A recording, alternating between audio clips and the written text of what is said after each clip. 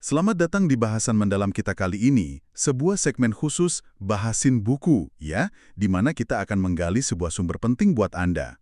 Pernah nggak sih Anda merasa pikiran Anda itu kayak radio rusak gitu, yang muter lagu negatif yang itu-itu aja?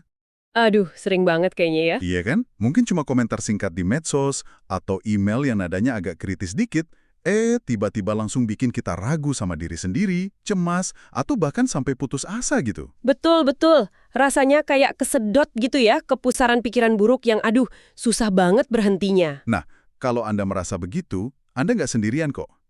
Kali ini nih, kita mau menyelami buku yang ngebahas persis fenomena ini. Get Out of Your Head, Stopping the Spiral of Toxic Thoughts, karyanya Jenny Allen. Buku ini lagi ramai dibicarain, banyak dipuji juga, termasuk sama penulis-penulis terkenal. Iya, karena katanya menawarkan cara yang praktis dan akarnya itu dari iman gitu ya, untuk ngendaliin pikiran-pikiran liar yang suka lepas kendali itu. Betul.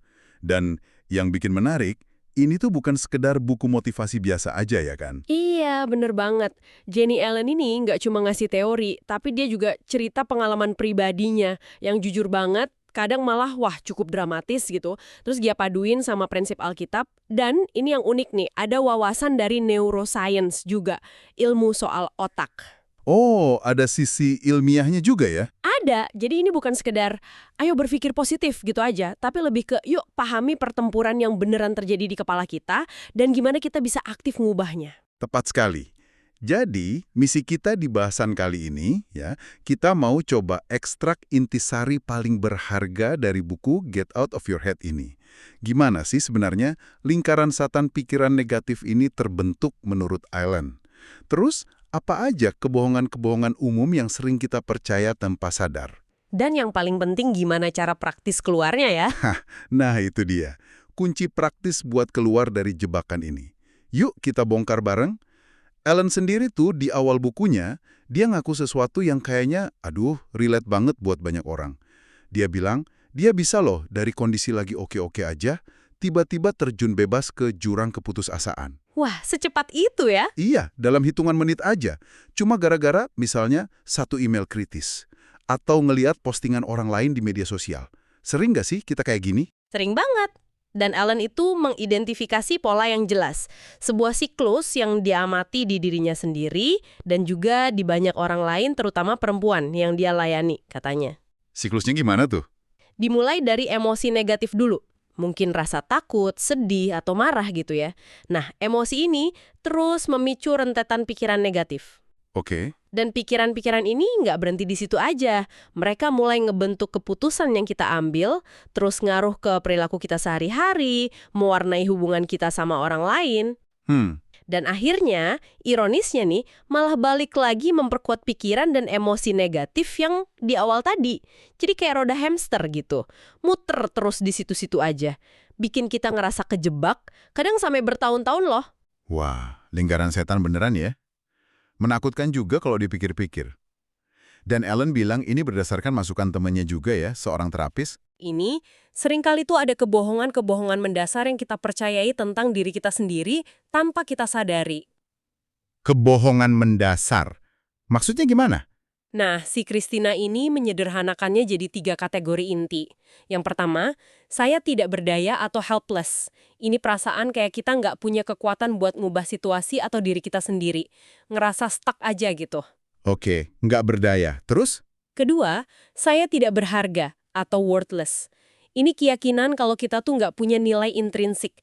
Merasa diri kita cacat, kurang, yang nggak ada harganya lah. Nggak berharga. Yang ketiga? Yang ketiga, saya tidak layak dicintai atau unlovable. Perasaan kalau nggak ada seorang pun yang benar-benar bisa nerima atau ngasih kita apa adanya. Nah, menurut Ellen dan Christina, hampir semua pikiran negatif spesifik kita, kayak, gue pasti gagal nih, atau nggak ada yang peduli sama gue, aku nggak sepintar dia deh, itu bisa dilacak akarnya ke salah satu dari 3 kebohongan fundamental ini. Wah, ini kuat banget ya. Menyederhanakan sesuatu yang tadinya rasanya ruwet banget, kira-kira nih buat Anda yang dengerin, mana ya dari 3 itu yang paling sering bikin klik gitu. Dan dampaknya ternyata nggak cuma soal perasaan doang kan? Sama sekali nggak, ini dampaknya nyata banget ke cara kita ngelihat Tuhan, cara kita berinteraksi sama dunia, sama orang lain. Contohnya nih, kalau kita sering ngerasa nggak berharga, mungkin secara teori kita tahu Tuhan sayang sama kita. Tapi di hati tuh susah banget percaya sepenuhnya. Oh iya ya. Jadi ya kita terus cari-cari pengakuan dari orang lain. Gampang curigaan, atau malah jadi nuntut banget dalam hubungan. Itu karena kita coba ngisi kekosongan yang harusnya diisi sama pemahaman kasih Tuhan. Masuk akal. Terus kalau merasa nggak berdaya, ya jadinya pasif, nggak berani ambil langkah iman. Kalau merasa nggak layak dicintai, bisa jadi malah ngurung diri atau kejebak hubungan yang nggak sehat. Jadi ini bukan masalah sepele sama sekali. Bener banget. Dan Ellen ini bener-bener nekenin ya, kalau ini tuh bukan cuma masalah psikologis biasa. Dia ngelihatnya sebagai, wah, pertempuran spiritual yang nyata. Dia bahkan cerita pengalaman yang cukup menegangkan ya di Little Rock gitu. Iya. Ini cerita yang lumayan dramatis sih. Jadi waktu itu Ellen habis ngomong di sebuah gereja besar gitu tentang realitas musuh spiritual yang pengen nyerang iman kita. Nah, pas di lobi, tiba-tiba dia didatangin seorang wanita Terus? yang histeris di lorong. Dan yang lebih aneh lagi, listrik di seluruh gedung gereja yang gede itu mati total. Hah? Serius? Iya, dan kata pendeta senior di sana, itu belum pernah kejadian sebelumnya. Wah, gila sih. Itu kedengarannya kayak adegan film horor ya. Tapi anehnya, pengalaman itu malah awalnya nguatin iman si Ellen. Betul. Awalnya justru dia merasa imannya makin membara. Kayak dapat konfirmasi nyata gitu loh soal peperangan rohani yang dia bahas. Tapi, nah ini dia, apa yang terjadi setelahnya justru nunjukin betapa liciknya pertempuran pikiran ini. Gimana tuh? Nggak lama setelah kejadian itu, Ellen malah masuk ke periode kegelapan dan keraguan yang panjang banget. 18 bulan. 18 bulan. Lama banget. Iya, bayangin setiap malam dia kebangun sekitar jam 3 pagi, kena serangan panik, pikirannya penuh keraguan soal Tuhan ada nggak sih, soal imannya sendiri, ngerasa kayak hidupnya sia-sia. Dia gambarin perasaannya tuh kayak dilempar ke lubang yang dalam dan gelap banget. Aduh, kebayang sih beratnya. 18 bulan dalam kondisi kayak gitu. Ini nunjukin ya, pergumulan ini bisa seberat itu, bahkan buat orang yang kelihatannya kuat imannya. Terus, gimana dia akhirnya bisa keluar dari lubang itu? Titik baliknya gimana? Titik baliknya itu terjadi lumayan tidak terduga. Pas dia lagi perjalanan pelayanan di Uganda, bareng dua temennya, penulis Enfos Camp sama satu lagi Esther. Nah, setelah berbulan-bulan mendem sendirian, akhirnya Ellen beraniin diri buat jujur ke mereka. Dia cerita semua keraguannya. Keraguan dan keputusasaan yang dia alami. Dan responnya Enfos Camp ini penting banget. Natep dia, terus ngomong dengan tegas kira-kira gini. Enggak, itu bukan kamu, Jenny. Aku tahu imanmu. Ini serangan musuh. Semua kegelapan ini bukan dari Tuhan. Keadaan buruk yang kamu alami ini bukan dirimu yang sebenarnya. Wow, kata-kata sederhana dari teman ya, tapi kayaknya ngena banget. Ngena banget. Kayak mecahin sesuatu yang selama ini ngebelenggu dia. Dan momen itu dikuatin lagi sama kebetulan ilahi gitu. Nggak lama setelahnya. Gimana tuh? Pas mereka lagi kebaktian singkat sama pekerja lokal di kantor kecil di Uganda, ada seorang pria lokal diminta baca Alkitab. Dan ayat yang dia baca itu Mazmur 139. Mazmur 139. Orang asing yang layani Tuhan yang sama, itu langsung ngehancurin benteng keraguannya. Dia sadar penuh, ini serangan dari luar, bukan identitas dia yang asli. Wah, kisah yang kuat banget ya tentang pergumulan dan gimana komunitas sama kebenaran itu bisa bawa terobosan. Nah, cerita kayak gini nih ngingetin kita betapa pentingnya sumber-sumber yang bisa bantu kita bertumbuh, ya kan? Betul banget. Kalau Anda ngerasa bahasan buku kayak Get Out of Your Head ini bermanfaat dan pengen kita bahas buku-buku lain yang relevan buat Anda, jangan lupa ya, klik like, terus tinggalin komentar rekomendasi buku di bawah. Boleh banget juga di-share bahasan ini ke teman-teman Anda yang mungkin lagi butuh, dan tentu aja subscribe channel ini, biar nggak ketinggalan konten-konten mendalam berikutnya. Dukungan Anda itu berarti banget buat kami. Iya, betul. Oke, kita lanjut ya. Setelah momen pencerahan di Uganda tadi, apa nih inti solusi yang ditawarin sama Ellen? Inti solusinya itu bisa dirangkum dalam satu kalimat pendek tapi kuat banget. Ini jadi semacam pikiran pengganggu atau interrupting thought yang paling ampuh. Saya punya pilihan. Saya punya pilihan. Sekedar soal kemauan keras atau positive thinking biasa aja, ini adalah pilihan yang diberdayakan sama Roh Kudus yang tinggal di dalam kita. Oh, jadi ada kuasa di baliknya ya? Betul, karena identitas kita di dalam Kristus, kita tuh bukan lagi budak pola pikir lama atau dosa. Kita punya kapasitas ilahi buat milih jalur pikiran yang beda. Saya punya pilihan. Kedengarannya simple, tapi kok rasanya powerful banget ya. Dan yang menarik, Ellen ini ngehubungin konsep teologis ini sama temuan sains modern soal otak, neuroscience tadi ya. Gimana tuh penjelasannya? Iya, dia jadi tertarik dalam neuroscience sebagian karena anaknya juga belajar itu. Dan dia nemuin dukungan ilmiah yang menarik banget buat ide pilihan ini. Konsep kuncinya itu namanya plastisitas otak atau brain plasticity. Plastisitas otak. Maksudnya? Artinya, otak kita tuh nggak statis, nggak kaku kayak batu, tapi lebih mirip otot atau bahkan tanah liat. Dia bisa berubah dan dibentuk ulang berdasarkan pengalaman kita. Dan yang paling penting nih, berdasarkan apa yang kita fokuskan di pikiran kita. Jadi tiap kita mikir sesuatu, Iya, tiap kita mikir sesuatu, secara fisik kita lagi ngebentuk atau memperkuat jalur saraf, neural pathway di otak kita. jadi kalau kita mikirin hal negatif terus-terusan, kita kayak lagi bikin jalan tol buat pikiran negatif itu di otak kita gitu. Tepat banget. Allen ngutip Dr. Dan Siegel, profesor psikiatri klinis, yang bilang, kemana perhatian pergi, kesanalah aliran saraf mengalir dan koneksi saraf tumbuh.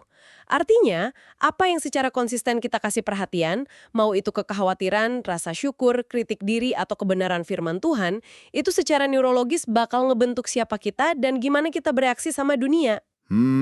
Pikiran negatif yang diulang-ulang terus ya bikin jalur itu makin gampang diakses jadi reaksi otomatis gitu. Tapi, kabar baiknya nih, karena otak itu plastis, jalan baru selalu bisa dibangun dong ya. Bahkan Ellen nyebut soal kecepatan perubahan ini bisa terjadi. Bener banget. Kabar baiknya, kita nggak ditakdirin kejebak selamanya di pola pikir lama.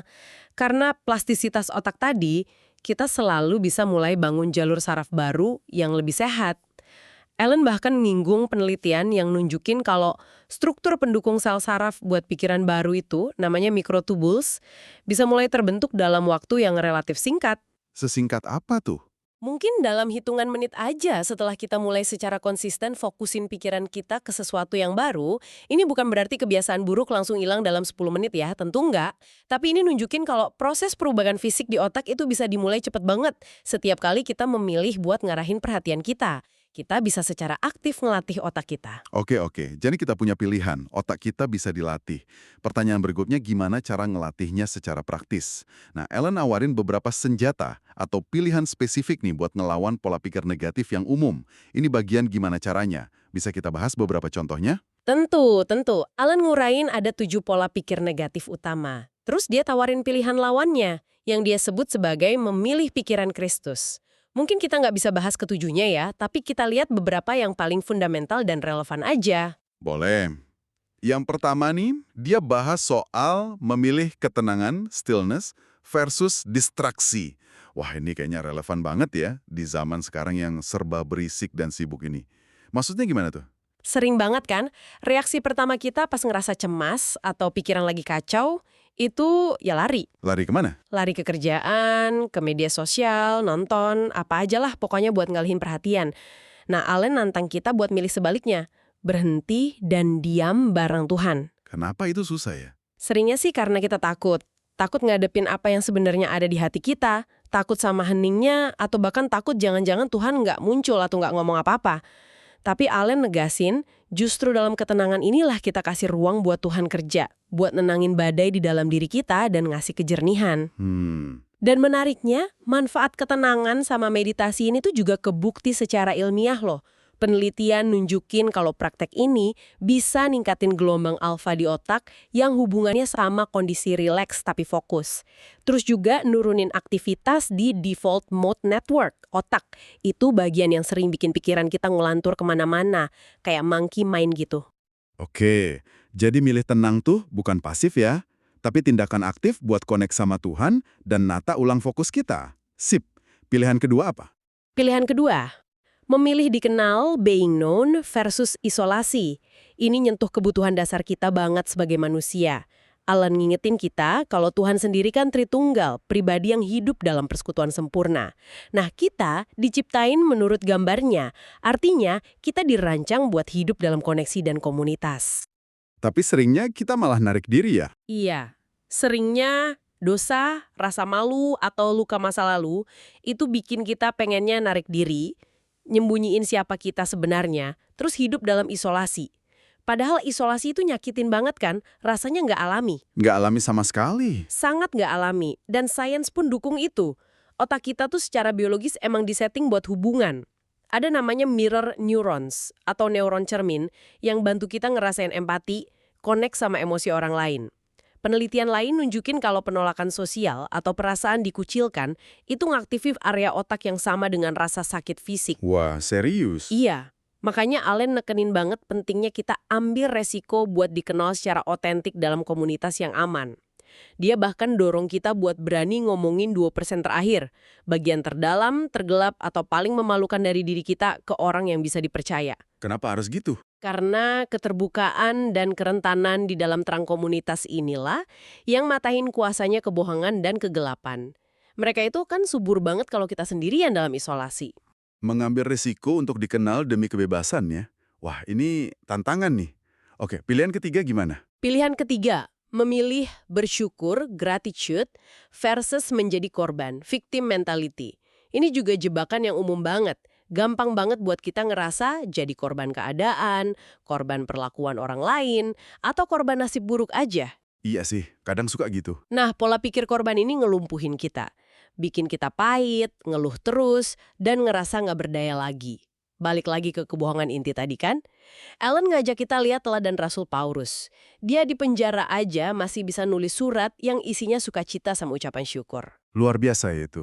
Memilih bersyukur itu bukan berarti kita nyangkal kesulitan atau rasa sakit ya, tapi ini pilihan sadar buat ngakuin kalau di tengah segalanya pun Tuhan itu tetap baik, Dia berdaulat, dan Dia bekerja buat kebaikan kita.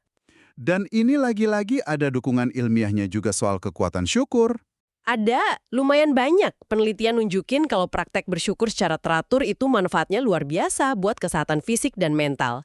Secara neurologis, bersyukur itu bisa ningkatin pelepasan dopamin di otak.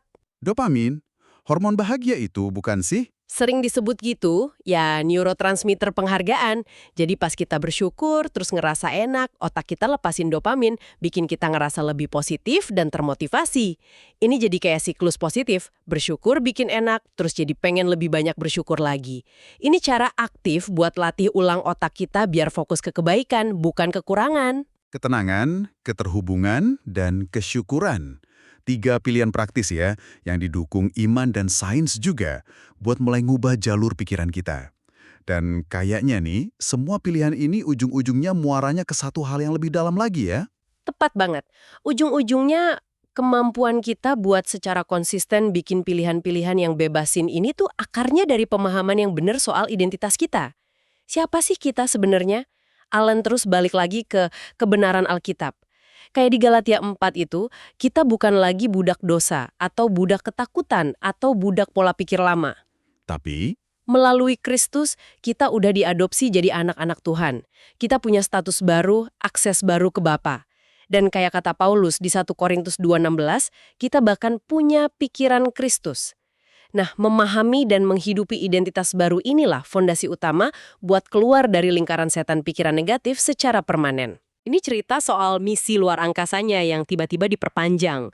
Ya jelas dia stres kan, kangen keluarga, tekanannya gede.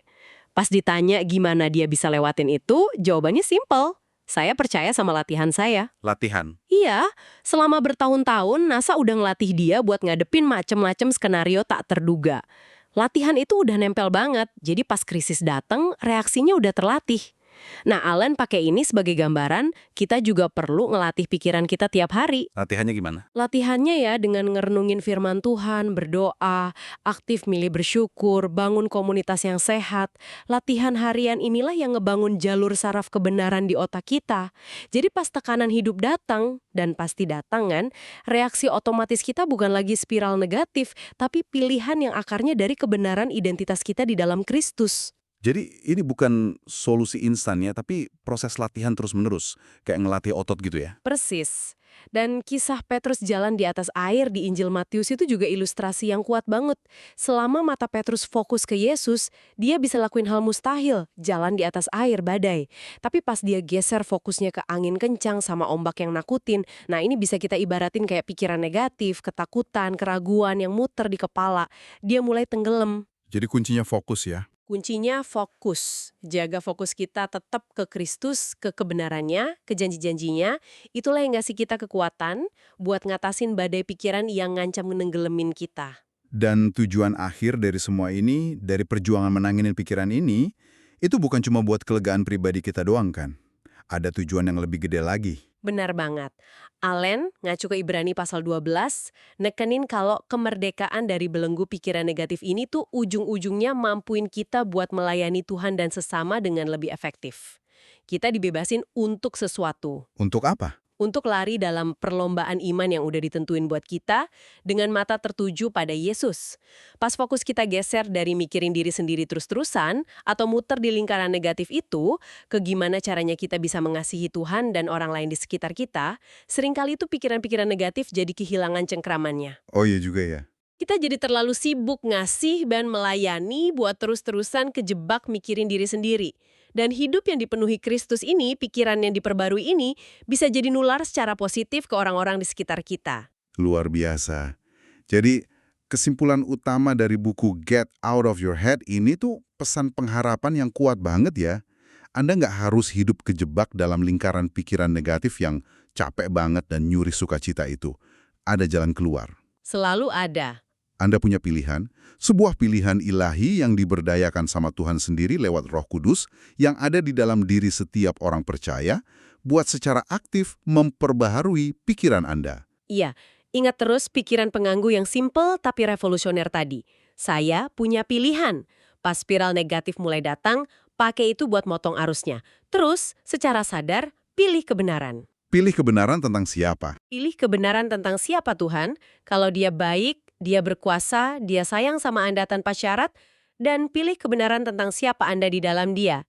Anaknya yang berharga, dikasihi sepenuhnya, dan dikasih kuasa, bukan nggak berdaya. Latih pikiran Anda tiap hari pakai kebenaran-kebenaran ini, lewat firman Tuhan, doa, komunitas yang dukung, dan praktik kayak bersyukur sama milik ketenangan tadi. Pembahasan yang kaya banget dan praktis ya.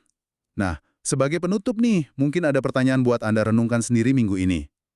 Dari berbagai pola pikir negatif yang mungkin dibahas Ellen atau yang kita singgung tadi, ngerasa nggak berdaya, nggak berharga, nggak layak dicintai, gampang kedistraksi, cenderung ngurung diri, sering cemas atau sinis, kejebak mentalitas korban, mana nih yang rasanya paling sering ngejebak Anda? Refleksi yang bagus tuh. Atau nelpon temen pas Anda mulai ngerasa pengen narik diri? Aksi kecil yang konsisten ya. Betul. Terima kasih banyak sudah menyimak pembahasan mendalam kita tentang Get Out of Your Head kali ini. Semoga bermanfaat ya buat perjalanan Anda. Sampai jumpa di kesempatan berikutnya.